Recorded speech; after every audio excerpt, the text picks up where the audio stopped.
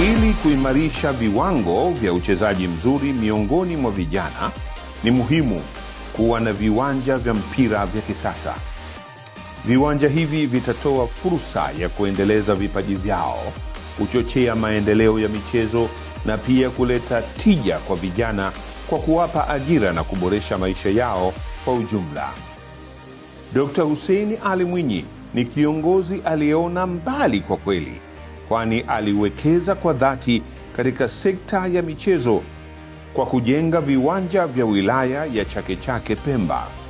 Hatua hii imelenga kuondoa changamoto zilizokuwa zikiwakabili vijana wenye ndoto za kuwa wachezaji wakubwa duniani kama alivyo Sergeant Ibrahim Baka, na kuwapa fursa ya kufanikisha ndoto zao kwa urahisi zaidi.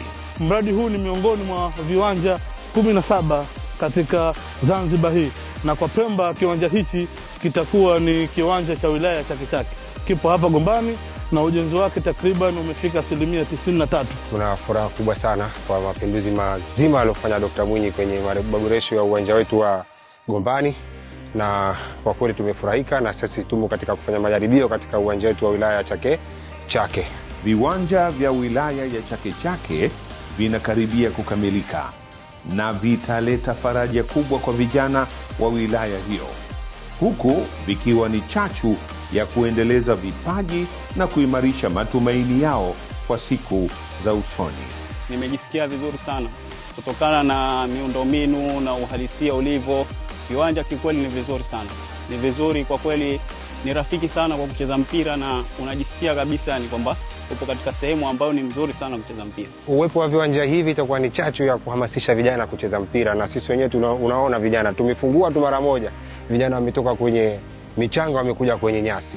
Dr. Hussein Ali Mwinyi amehakikisha kuimarisha sekta ya michezo na kujenga viwanja mbalimbali vya kisasa.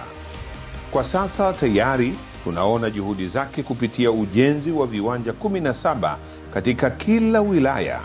Viwanja hivi vitatoa mwongozo bora kwa vijana na hata kuwapa nafasi ya kukuza vipaji vyao na kufanikisha ndoto zao kupitia michezo. Tunamshukuru rais wetu Dr. Mwinyi, tunampongeza kwa hili, amefanya kitu kizuri sana sana, na sisi wananchi wake tunamshukuru na hatuna cha kumlipa. Tunamshukuru rais wetu Dr. Hussein Ali Mwinyi kwa kutujengea viwanja hivi vya kibora vya kisasa kabisa, na tunamwahidi kwamba tutavitunza na tutavitumia kadiri ya malengo yaliyokusudiwa.